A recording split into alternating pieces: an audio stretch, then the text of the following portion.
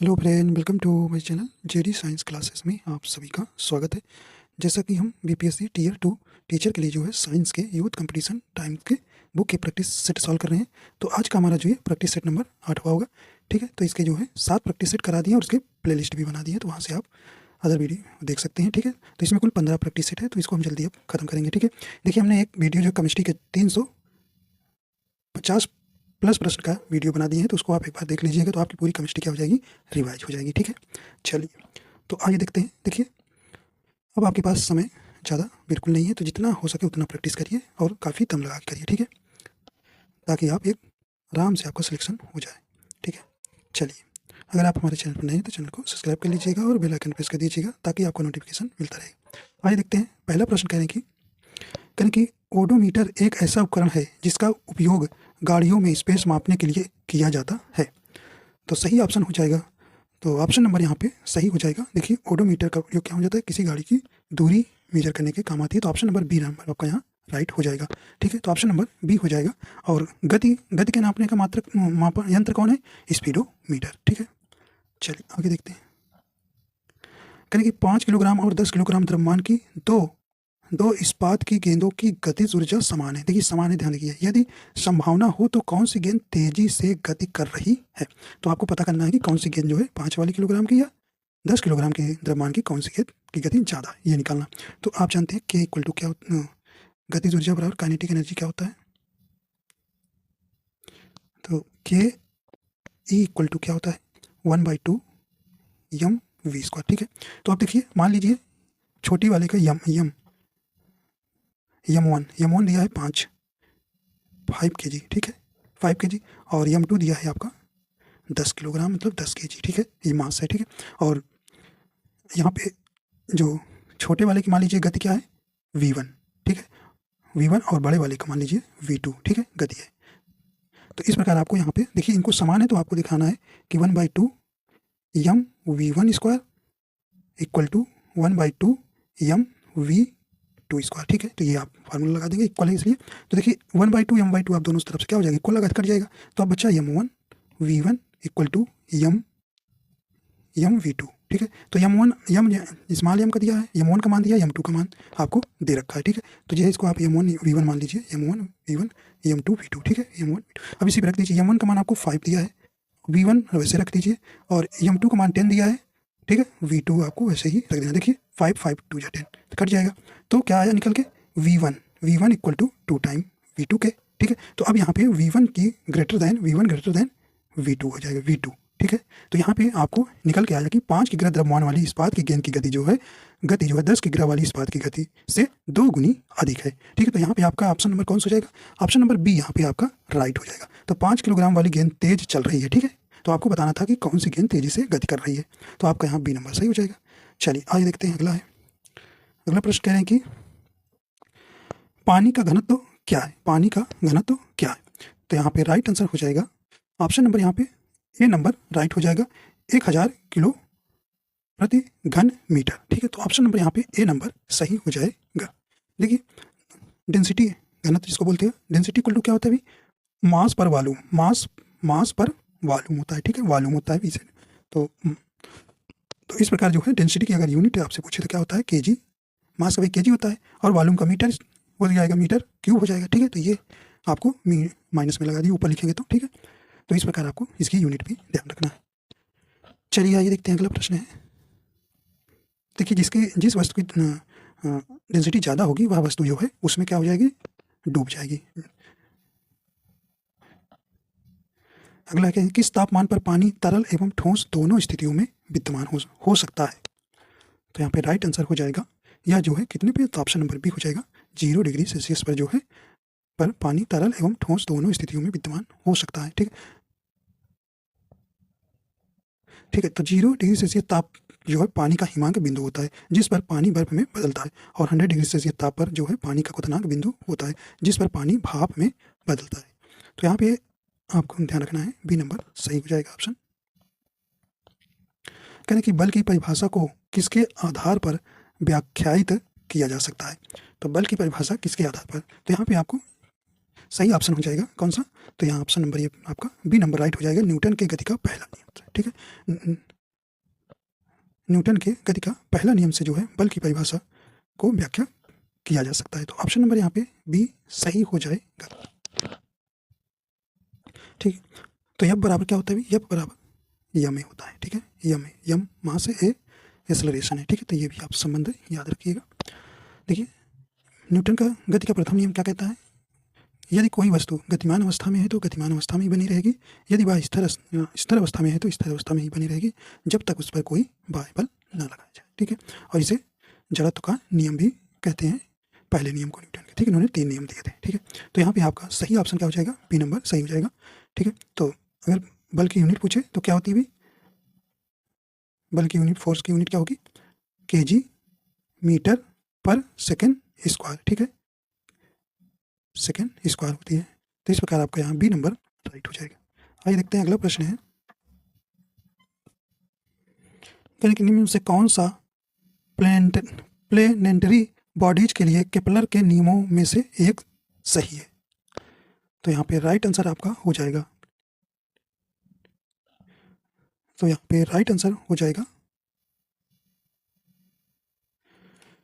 तो option number यहाँ D number right हो जाएगा। कक्षीय अवधि ग्रह के द्रव्यमान पर निर्भर होती है।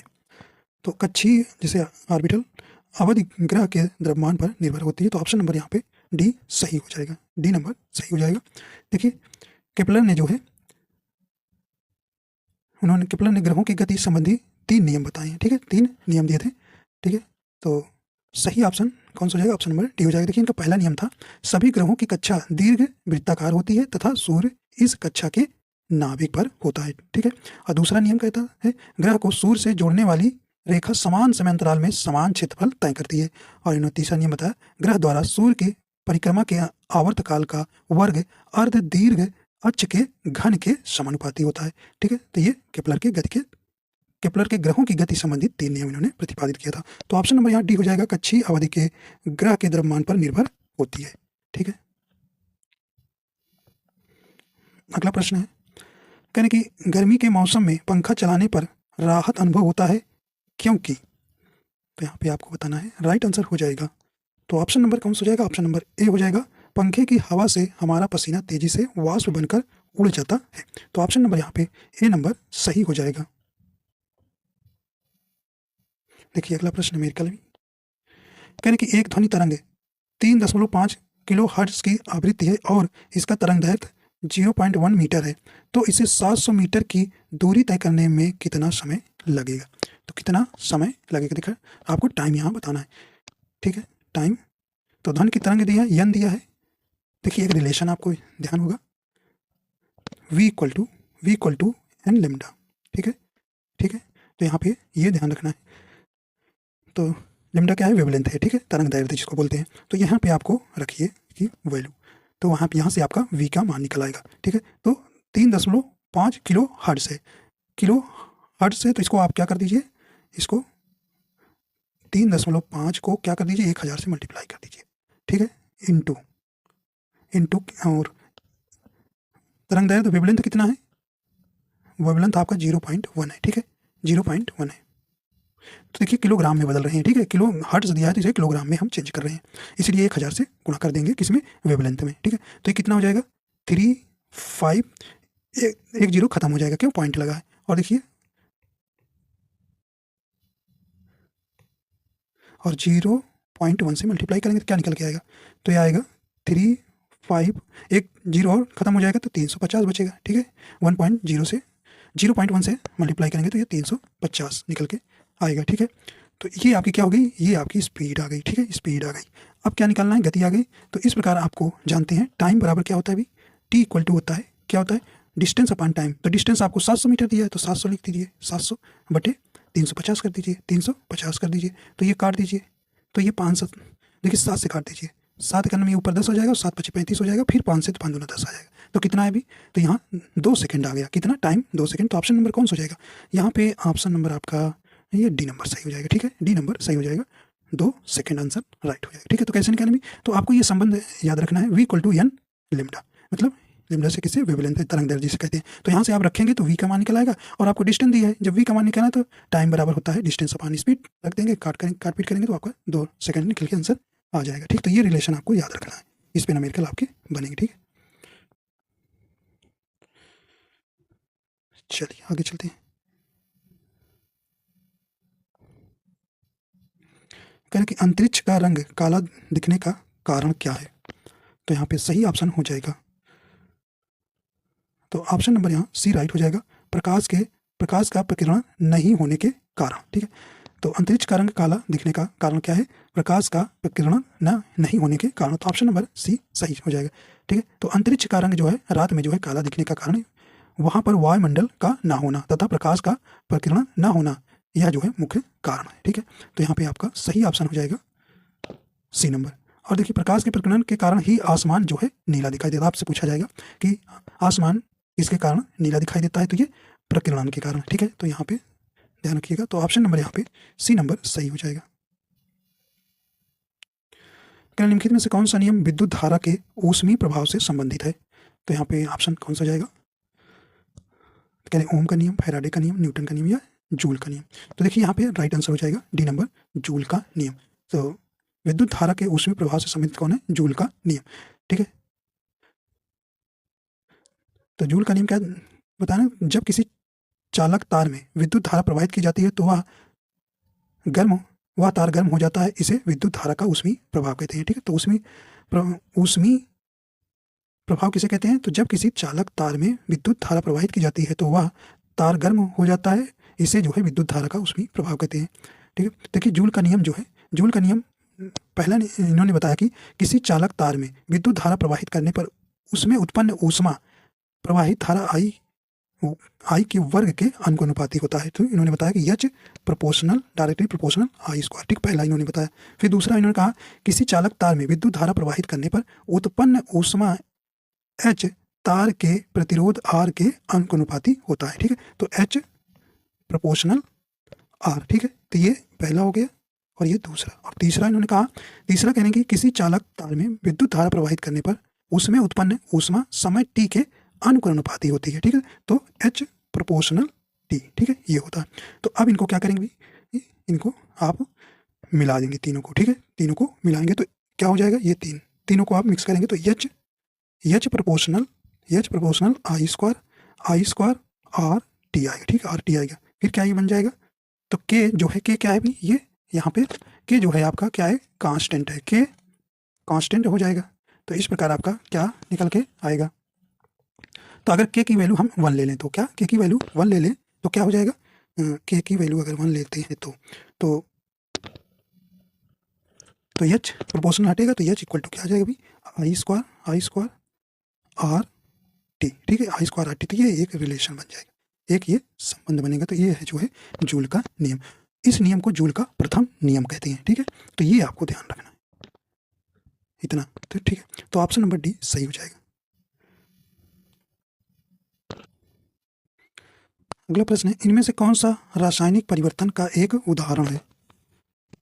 तो यहाँ पे सही ऑप्शन हो जाएगा, तो ऑप्शन नंबर यहाँ पे ऑप्शन नंबर सी हो जाएगा। निष्क्रियकरण जो है, यह जो है एक रासायनिक परिवर्तन का एक उदाहरण है। ठीक, तो ऑप्शन नंबर यहाँ पे सी नंबर सही हो जाएगा। ठीक है, तो रासायनिक परिवर्तन में जो है क्या बनता है? एक नया सब्सटेंस बनता है। ठीक है, लोहे में जंग लगना कैसे क्रिया है? ये रासायनिक परिवर्तन है। ठीक है, तो यहाँ पे सी नंबर जो है सही हो जाएगा, निष्क्रियकरण।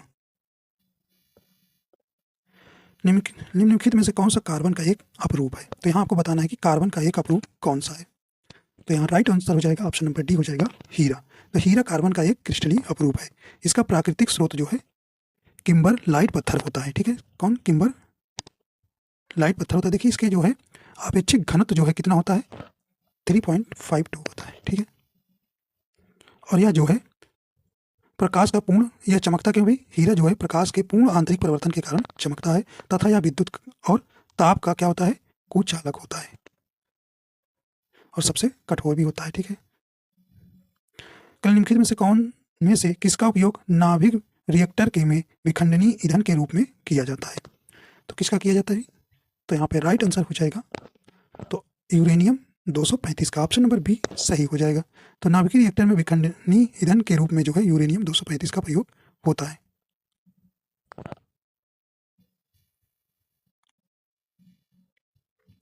वे अम्ल जिनमें हाइड्रोजन के साथ ऑक्सीजन के अतिरिक्त अन्य अधात्विक तत्व होते हैं कहलाते हैं।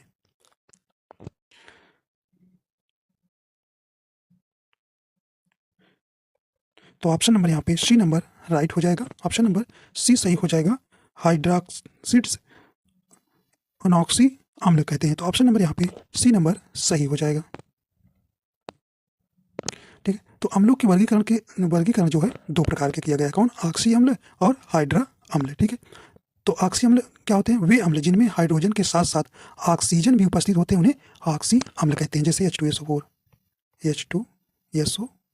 ठीक है, तो इसमें जो है हाइड्रोजन भी है और ऑक्सीजन भी की उपस्थिति है, तो इसे हम ऑक्सी अम्ल कहते हैं। देखिए हाइड्रा अम्ल किसे कहते हैं? वे अम्ल जिनमें हाइड्रोजन के साथ अन्य अधात्विक तत्व उपस्थित होते हैं तथा ऑक्सीजन अनुपस्थित होते हैं। तो इसमें ऑक्सीजन नहीं होते, जैसे HCl है, HBr है। ठीक है, हाइड्रोजन ब्रोमाइड, हाइड्रोजन क्लोराइड। ठीक है, ये जो है इसमें देखिए इसमें ऑक्सीजन नहीं है। तो इसी प्रकार आपको अम्लों को वर्गीकरण दो प्रकार से होता है। ठीक है, ऑक्सी अम्ल और हाइड्रा अम्ल। तो यहाँ पे आपका सी नंबर सही हो जाएगा।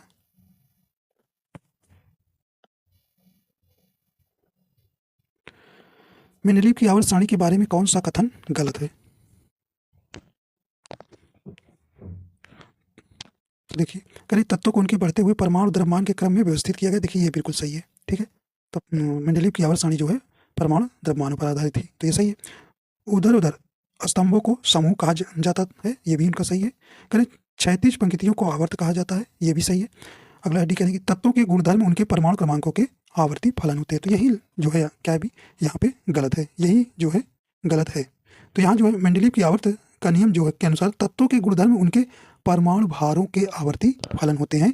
ठीक है, परमाणु भारों के आवर्ती फलन होते हैं, ना कि परमाणु क्रमांक के। तो यहाँ पे देखिए गलत कह रहे हैं, तो यही आपका गलत हो जाएगा, यही गलत हो जाएगा। ठीक है, और मेंडेलीव ने ही सबसे पहले आवर्त पीरियाडिक टेबल तैयार की थी। ठीक है, तो यहाँ पे डी नंबर आपका सही हो जाएगा।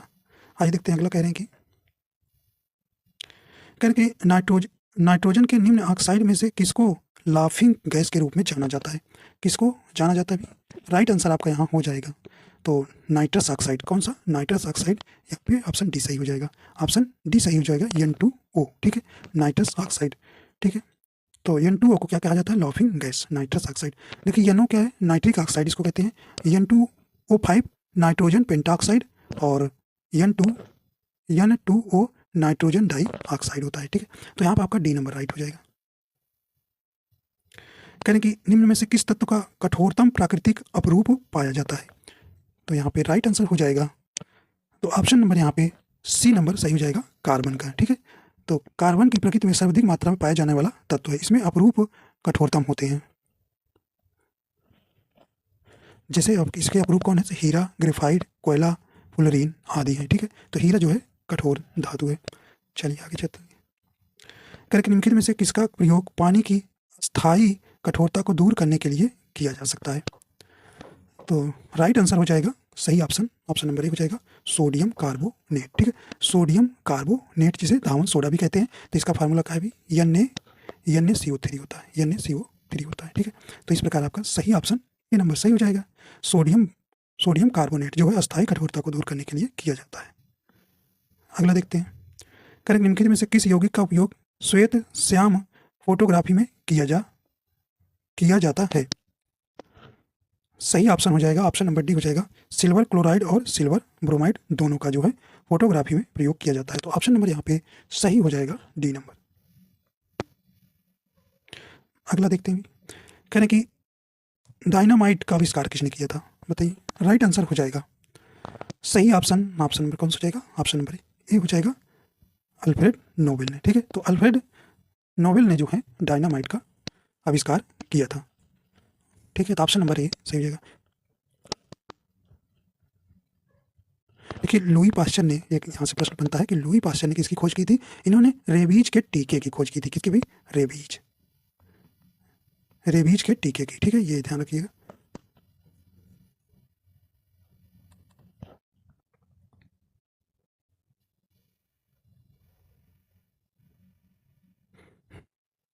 अगला कह रहे हैं कि पित्त रस के कार्य नीचे दिए गए उस विकल्प का चयन करें जो पित्त रस के कार्य से संबंधित। देखिए नहीं वाला आपको बताना है, नहीं वाला बतलाना है।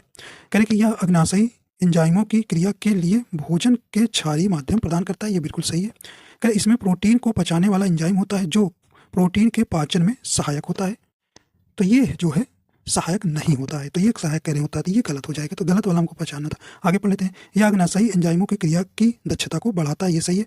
यह बड़ी वसा गोलिकाओं को छोटी वसा गोलिकाओं में विघटित करता है, ये भी सही है। लेकिन देखिए ऑप्शन नंबर बी जो है नहीं सही है। इसमें जो है करेंगे प्रोटीन को पचाने वाला एंजाइम होता है जो प्रोटीन के पाचन में सहायक होता है, तो ये गलत कह रहे हैं, ठीक है। तो ऑप्शन नंबर सेकंड जो है आपका बी नंबर गलत हो जाएगा, ठीक है। तो पित्त रस में प्रोटीन पाचक एंजाइम नहीं पाया जाता है और ना ही ये प्रोटीन का पाचन में सहायक होता है, ठीक है। तो बी नंबर आपका राइट हो जाएगा, नहीं वाला आपको बताना था।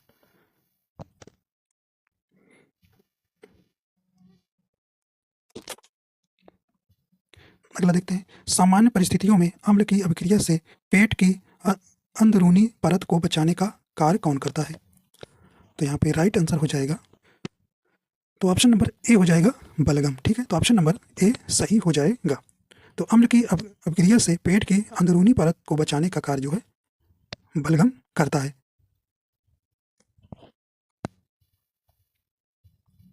करके मानव शरीर का एकमात्र अंग जो पुनः सृजित हो सकता है, तो कौन हो सकता है? राइट आंसर हो जाएगा, तो ये सही ऑप्शन हो जाएगा लीवर, तो ऑप्शन नंबर सी सही हो जाएगा जिगर, ठीक है। तो यह जो है पुनः सृजित हो सकता है, ठीक है। तो जिगर शरीर की सबसे बड़ी ग्रंथि है जिसका वजन जो है 1.5 से 2 kg तक होता है, ठीक है। और लीवर से ही जो है पित्र स्रावित होता है, ठीक है। तो ऑप्शन नंबर यहाँ पे सी सही हो जाएगा। अगला देखते हैं। क्या निम्नलिखित में से किस रक्त समूह को सर्वदाता कहा जाता है? तो किसे कहा जाता है? तो ऑप्शन नंबर यहाँ पे सी राइट हो जाएगा। ओ ग्रुप को जो है सर्वदाता कहा जाता है, सर्वग्राही ए बी को कहा जाता है, ठीक है।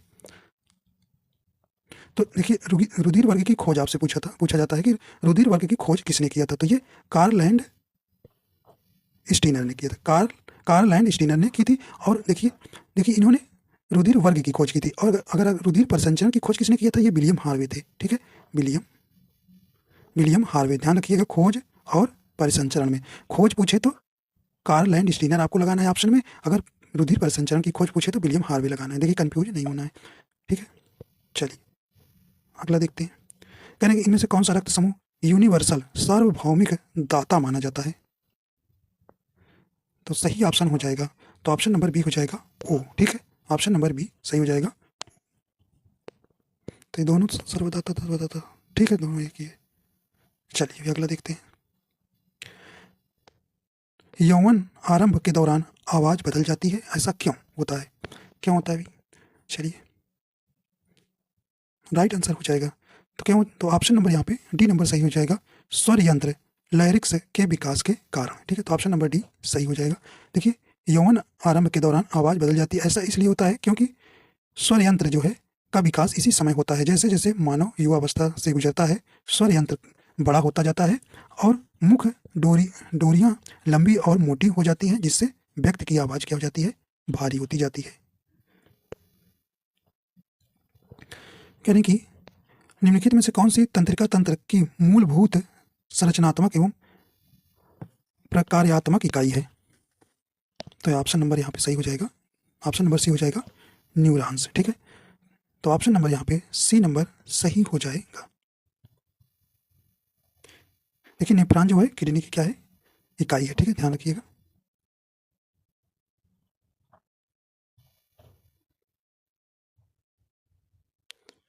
देखिए न्यूरॉन क्या होती है? न्यूरॉन कोशिकाएं शरीर की सबसे लंबी कोशिकाएं होती हैं। कहने कि अगला देखिए, किसी जंगम जोड़ की दो हड्डियों के बीच पाए जाने वाले स्नेहक पदार्थ क्या कहा जाता है? तो क्या कहा जाता है भाई? राइट आंसर हो जाएगा, तो ऑप्शन नंबर यहाँ पे ए हो जाएगा साइनोवियल द्रव कहा जाता है, ठीक है।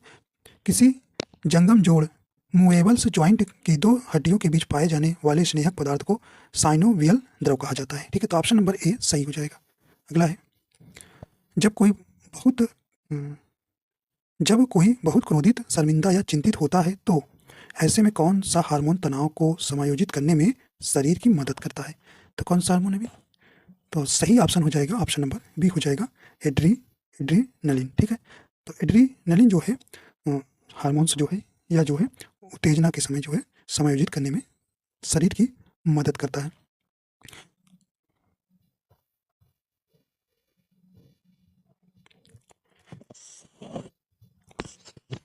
अगला प्रश्न है उस विटामिन का नाम बताइए जिसकी कमी के कारण अत्यधिक खून बहने लगता है।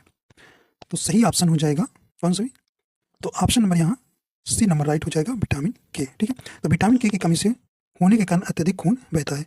इस विटामिन का रासायनिक नाम, अच्छा विटामिन के का रासायनिक नाम क्या होता है? फाइलोक्विनोन। ठीक है, यह जो है रक्त स्रावरोधी विटामिन है जो यकृत में प्रोथाम्बिन के निर्माण के लिए आवश्यक है। ठीक है, तो ये देखिए विटामिन ए के कारण क्या होता है? रतौंधी रोग होता है, इसका जो रासायनिक नाम रेटिनॉल होता है। और विटामिन बी की कमी से बेरी रोग होता है जिसका रासायनिक नाम थायमीन है। और विटामिन सी की कमी से स्कर्वी रोग होता है जिसका रासायनिक नाम क्या होता है? स्कर्विक एसिड होता है। ठीक, और बीसी जो है विटामिन जल में घुलनशील है और जो शेष है वो वसा में घुलनशील है। आइए देखते हैं अगला है, कहें कि HIV के से संक्रमित होने से बचना क्यों महत्वपूर्ण है? राइट आंसर आपका यहाँ हो जाएगा। तो क्यों बचना आवश्यक है भी? तो देखिए यहाँ पे ऑप्शन नंबर डी हो जाएगा, क्योंकि HIV का कोई उपचार नहीं है। तो इसका कोई उपचार नहीं है। ठीक है, तो ऑप्शन नंबर डी सही हो जाएगा। ये देखिए HIV मुख्यतः जो है वायरस के कारण होता है और यह जो है संक्रमित व्यक्ति के प्रतिरक्षा तंत्र को क्या कर देता है? नष्ट कर देता है, जिससे व्यक्ति विभिन्न बीमारियों से ग्रसित हो जाता है, जिससे उसकी मृत्यु हो जाती है। ठीक है, और यह कैसा रोग है? ये संक्रामक रोग है। कहें कि कुष्ठ रोग लिप्रोसी को स्पेस नाम से भी जाना जाता है। यहाँ पे राइट आंसर हो जाएगा ऑप्शन नंबर कौन सा हो जाएगा? ऑप्शन नंबर बी हो जाएगा हैंसेन रोग। ठीक है, कुष्ठ रोग को जो है हैंसेन रोग के नाम से भी जाना जाता है। ठीक है, यह जो है माइकोबैक्टीरियम लेप्री नामक जीवाणु से होता है। किसके भी? माइकोबैक्टीरियम लेप्री नामक जीवाणु से होता है। कौन? कुष्ठ रोग। ठीक है, इस रोग का प्रभाव जो है त्वचा, तंत्रिकाओं, अंगुलियों और पंजों पर पड़ता है। इस रोग के उपचार के लिए MDT मल्टी ड्रग ट्रीटमेंट का दवाओं का उपयोग किया जाता है। ठीक है, किस कोशिकांग को कोशिका की आत्महत्या की थैली के रूप में जाना जाता है? कई बार प्रश्न आया है ये परीक्षाओं में, बताइए भी। तो यहाँ पे राइट आंसर हो जाएगा ऑप्शन नंबर डी हो जाएगा लाइसोसोम को जो है कोशिका की आत्महत्या की थैली के नाम से जाना जाता है। ठीक है, देखिए क्योंकि इसमें जो है हाइड्रोलिट्रिक एंजाइम पाए जाते हैं। ठीक है, और लाइसोसोम का पीएच मान अगर आपसे पूछे तो कितना होता है? बताएंगे 4.5 से 5 होता है। ठीक है, या जो है अम्लीय होता है, तो ये ध्यान रखिएगा पीएच वैल्यू। द्विपद नाम पद्धति को किसने प्रस्तुत किया था? तो ये किसने प्रस्तुत किया था? राइट आंसर हो जाएगा तो ऑप्शन नंबर डी हो जाएगा कैरोलस लीनियस ने। तो ऑप्शन नंबर डी यहाँ पर सही हो जाएगा। निम्नलिखित में से कौन सा विकल्प मर्सुपियल्स का उदाहरण है? सही ऑप्शन हो जाएगा। तो ऑप्शन नंबर यहाँ ए नंबर सही हो जाएगा कंगारू। ठीक है, तो ऑप्शन नंबर ए सही हो जाएगा। देखिए कंगारू जो है शिशुधानी उपवर्ग के अंतर्गत आते हैं। इस उपवर्ग के मादा प्राणियों के पेट पर एक थैला रहता है जिसमें नवजात शिशु कुछ समय के लिए रहते हुए विकसित होते हैं। ठीक, देखिए कंगारू के शिशु को जोई कहते हैं। क्या कहते हैं? जोई। ठीक, तो इनमें क्या होता है? थैला होता है, थैला शरीर में थैला की तरह लगा रहता है और जिसमें जो है ये अपने बच्चों को क्या करते हैं? यहाँ कुछ समय तक इनको पालते हैं। ठीक, इसी में कहने कि ब्रेड बनाने में इस्तेमाल किया जाने वाला खमीर है। तो कौन सा हो जाएगा? तो सही ऑप्शन कौन सा हो जाएगा? ऑप्शन नंबर ए हो जाएगा किण्वन के लिए उत्प्रेरक के रूप में कार्य करता है। ठीक है, कहने कि निम्नलिखित में से किस पौधे में पादप काय के एक हिस्से से दूसरे हिस्से से में जल एवं अन्य पदार्थों के संवहन हेतु विशिष्ट ऊतक मौजूद होते हैं? तो यहाँ पे राइट आंसर हो जाएगा ऑप्शन नंबर डी हो जाएगा मर्सी लिया। ठीक है, तो ऑप्शन नंबर डी सही हो जाएगा। कहें कि आम का वैज्ञानिक नाम क्या है? तो ये तो आसान प्रश्न है। राइट आंसर हो जाएगा ऑप्शन नंबर डी हो जाएगा मैंगोफेरा इंडिका। आइए देखते हैं कि इनमें से कौन सा पुष्प के नर जनन अंग का घटक नहीं है।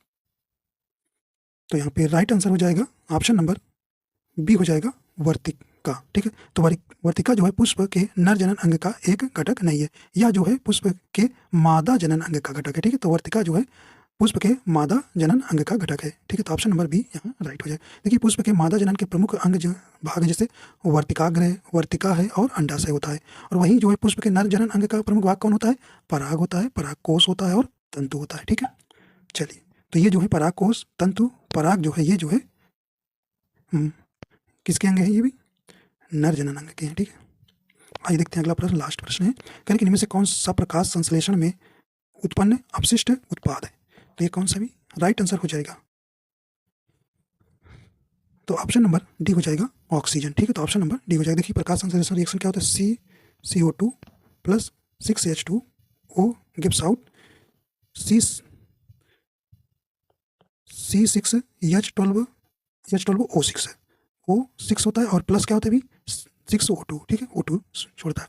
तो ये आपको अप्रकाश की उपस्थिति में। ठीक है, तो 6CO2 plus 6H2O gives out C6H12O6। C6H12O6 क्या है? ये ग्लूकोज है, मुख्य उत्पाद होता है। ठीक है, और ऑक्सीजन जो है अपशिष्ट उत्पाद होता है। तो इस प्रकार डी आपका ऑप्शन सही हो जाएगा। तो इस प्रकार आपके पूरे प्रश्न हो जाते हैं 40 क्वेश्चन। तो आशा करता हूँ ये आपको पसंद आया। अगर पसंद आया तो आप हमारे चैनल पर नहीं तो चैनल को सब्सक्राइब कर लीजिएगा और लाइक कर दीजिएगा और शेयर भी कर दीजिएगा। वीडियो देखने के लिए आपको बहुत बहुत धन्यवाद। ठीक है।